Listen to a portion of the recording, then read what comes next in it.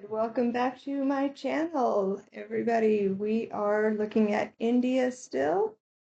Today we are going to be talking about their religion. So on the topic of religion, I did tell you, first of all, this is the caste system. Remember that, okay? So we do have the Brahmin at the top, the priests, okay? They led the religious ceremonies, right? Okay.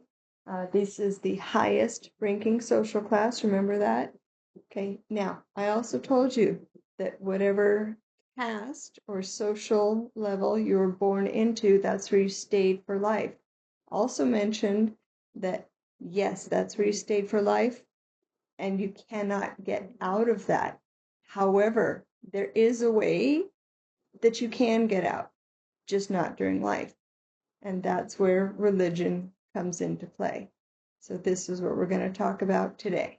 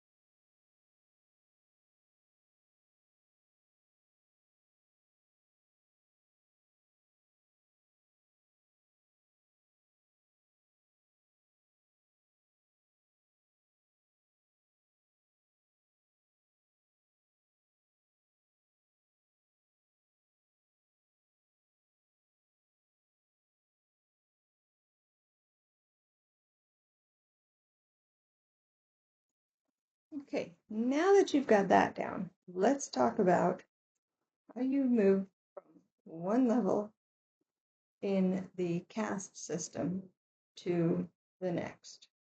Okay? These are the next, this is the next part, and this is really important. All right? So we're going to talk about a word that you've heard of before, and you might have even used it. It's called karma. Okay? Now, karma is not what you think it is. What you think of as karma is what comes around goes around. Okay? That's not what karma is. Okay?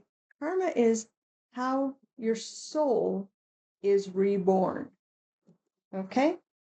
That's how you move from a lower level in the caste system to a higher level in your next life. Okay? So it is the rebirth of the soul. Now, if you'll remember, with things like in Egyptian society, the goal was live a good life, right? And then have a wonderful eternal afterlife. Okay? The Israelites follow God's commandments, be united with God in heaven for eternity. Okay? So it was the Israelites, the Hebrews, right? And now we're in a civilization where it is, you want to basically have a second chance. If you were born on a lower level in society, so like you're born down here, you want a chance to move up here, you want to have good karma. Even if you're born here, you want a chance to go there. Well, you want to die here, have good karma, and move up here. And you want to die here. If you're born here, you want to die in this life. Okay? Live your best life here and move up here.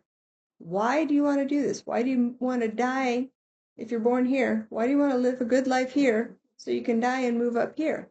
And then die in here so you can move up here, and then die in here so you can move up here. That's so you can get here. Okay?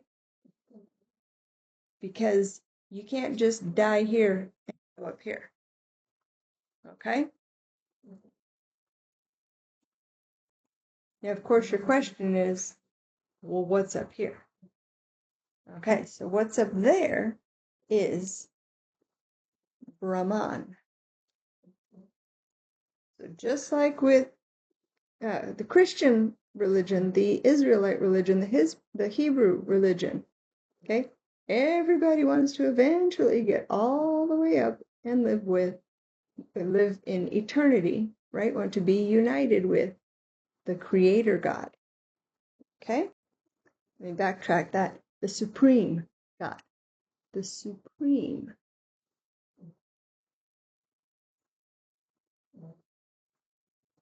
Deity.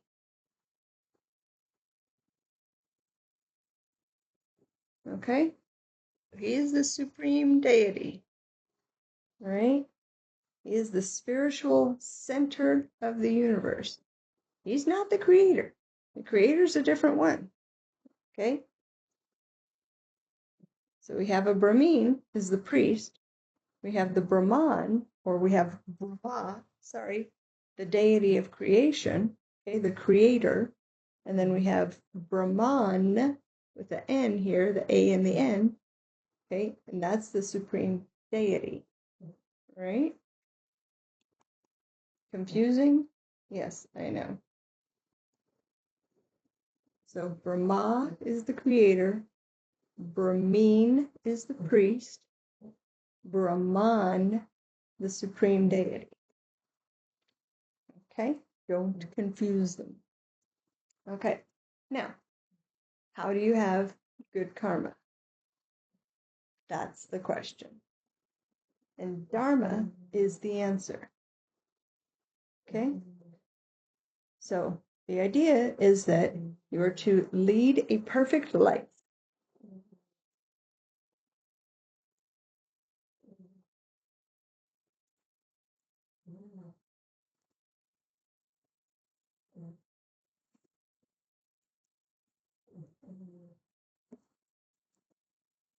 And then you would be freed from the cycle of death and rebirth and become one with Brahman. Okay. So you have your personal and spiritual duty in life, so something that is just for each individual person based on who the person is and what their varna is in life. Okay, their varna is their social class, it's their caste. Okay, so a Sudra is a perfect Sudra. Okay, they do their best job as a Sudra, their best spiritual job, their best personal job, their best job, right? And they lead that perfect life. And then when they die, then they should be reborn as a Vaishya. Okay? And then a Vaishya is a perfect Vaishya, does their perfect job, lives their perfect life, spiritually, morally, ethically, physically, dietarily, everything. Then when they die, then they move up to be a Kshatriya.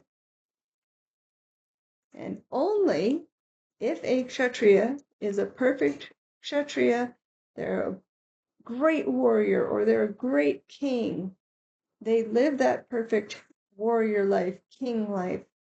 They take care of people, they protect people, they are spiritually pure, they follow the dietary laws, and all of that. Then after they die, okay, not during life, then they move up to be a Brahmin, a priest. Okay? And then after that Brahmin lives their perfect life, their perfect spiritual life, they're a great priest, they lead people in being their best warrior, their best merchant, being a good peasant. They lead their religious ceremonies. They are spiritually pure. And they do their best job when they die, and only after they die do they finally get to go be united with Brahman. Okay? They do not become Brahman. Okay? They are united with him. Okay? But you have to die first. All right? Yes, to answer that question that you're asking, because I didn't draw the arrow and I didn't include them.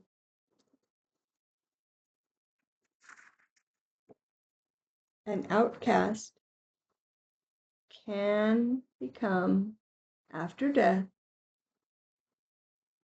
a Sudra.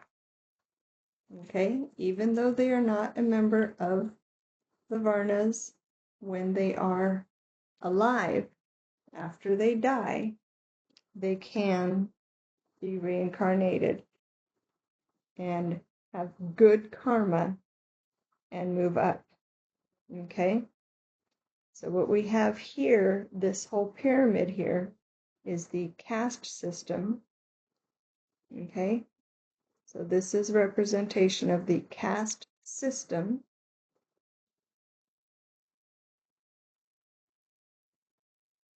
Okay, each one of these groups is called a Varna.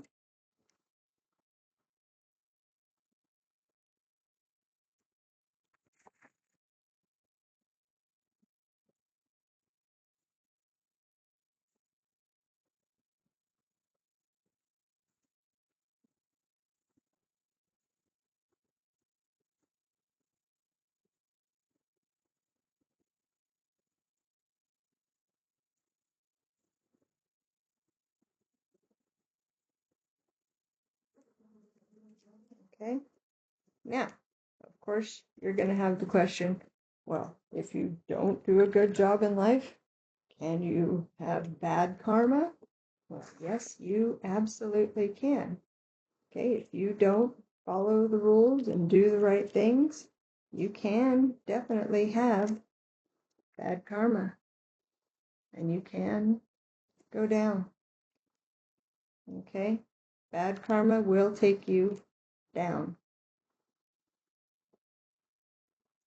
So you needed to make sure to follow the rules, live your best life, okay? So that you would guarantee yourself to move up. Because it's easy to go down. Okay? The lazy person, the person that does not follow the rules, that's easy. That's easy to do. It's much more challenging to follow the rules, to follow the expectations, to be pure, to be kind, to treat people well. It's much more difficult to do that when there are all sorts of temptations coming at you. And to move up, which is why the reward is so great, being united with the Supreme Deity. Okay? But remember, must remember, only in death do these changes occur. Your caste stays the same during life. Movement through karma only happens after death.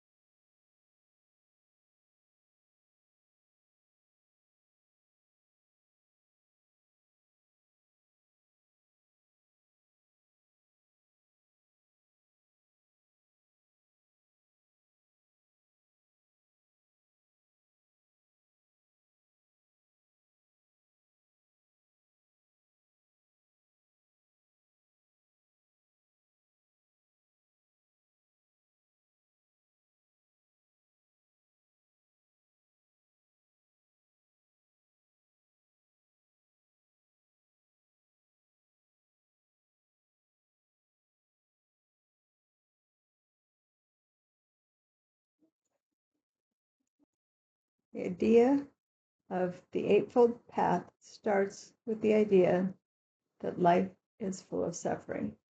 Okay, and the Eightfold Path means that there are 8 basic steps to take to get to nirvana, this place of perfect peace and happiness. So what are those 8 steps to get you from suffering to nirvana? Let's start. Number 1. So first and foremost, the first step is you need to know the Four Noble Truths, or know and understand the Four Noble Truths. So that's step 1.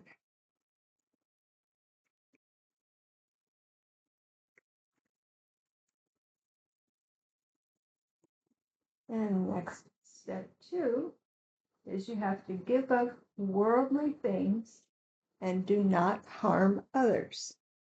So we're going to give up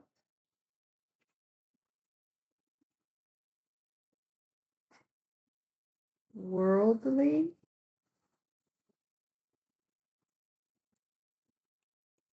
things and not harm others.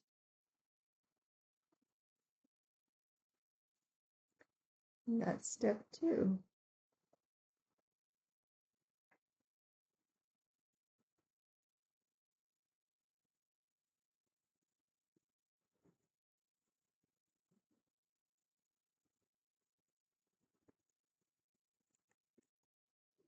Now, step 3.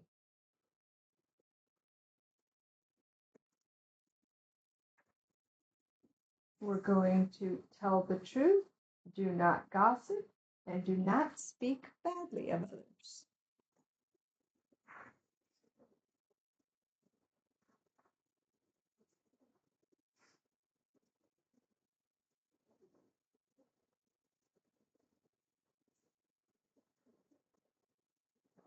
And this is something that we see over and over again in all of these different religions. You know, thou shalt not lie. If you lie, you get your tongue cut out. Right? We keep seeing this one over and over again. So apparently in ancient times, honesty was a really important thing.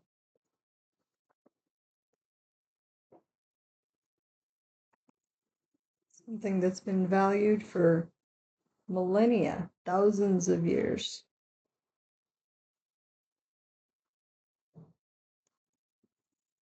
Step 4. It's going to be, do not commit evil acts, such as killing, stealing, or living an unclean life. So here we see again some common themes.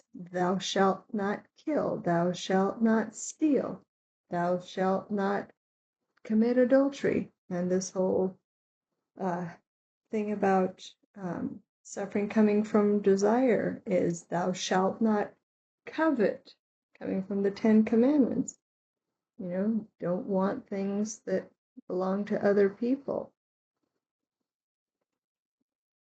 We have some recurring themes in all these different religions.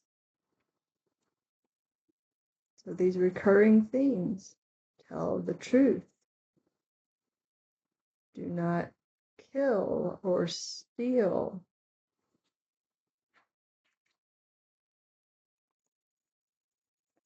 number 5,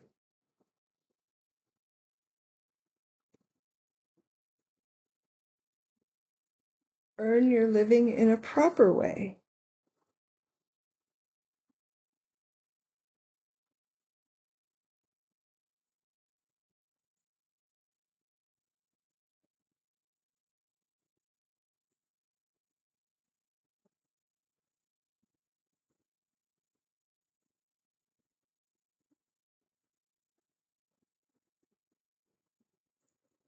Okay, so that's, like work hard for your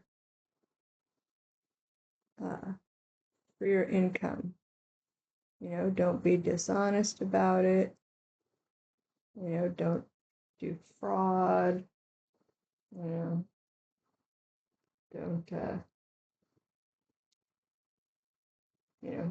steal to earn your living, things like that. Okay, so that goes to, don't beg for your money, right? Go out there, work, and earn it. Okay. All right, number 6. I feel like I'm going to run out of room here. I don't think so, though. Okay, number 6. That one is work for good and oppose evil.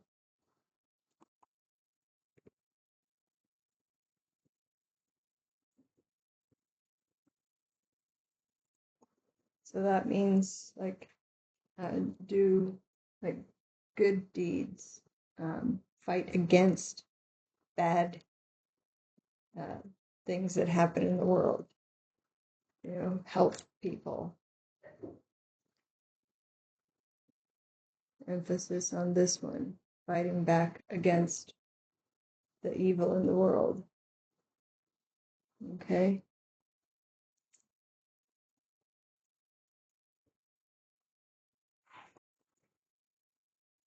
Okay, number 7. Make sure your mind keeps your senses under control. So don't let your emotions get away with you. Keep a good, even, steady mind. Be in control of your thoughts and your feelings. Don't let them control you.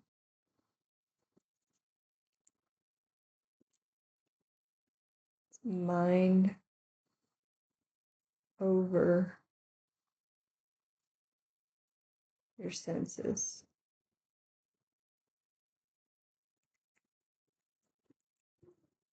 Okay, and then number 8. And this is something that would definitely help with number 7, which is practice meditation to detach yourself from the world.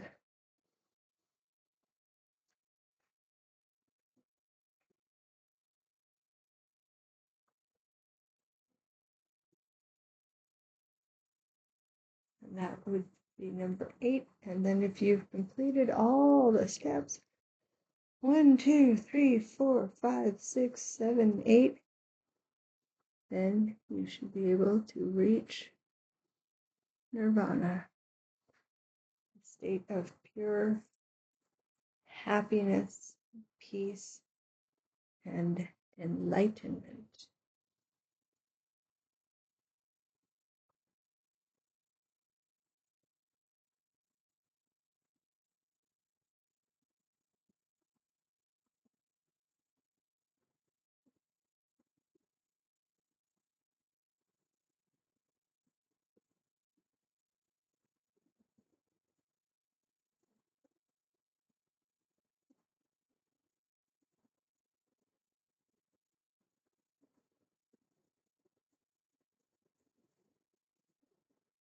Okay. And that is the Eightfold Path. Now, each of these different steps along the path also have different kind of names for them. Okay, so for example, the first one here, number 1, is also called right intention.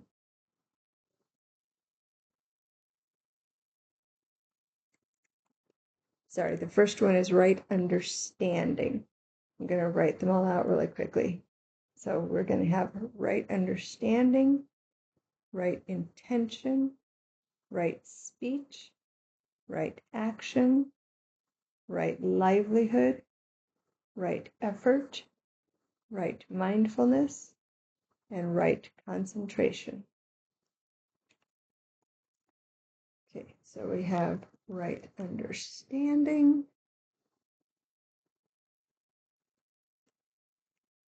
right intention,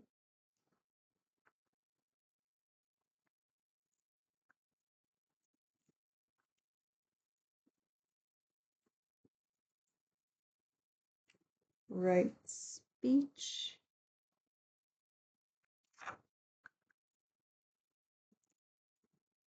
right action,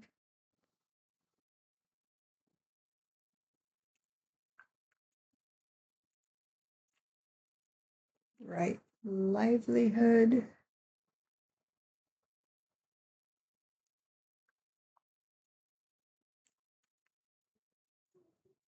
right effort,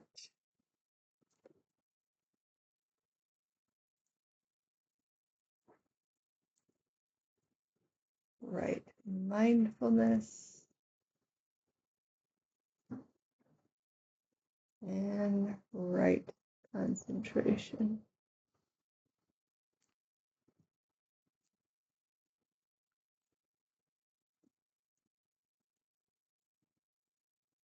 And there we go.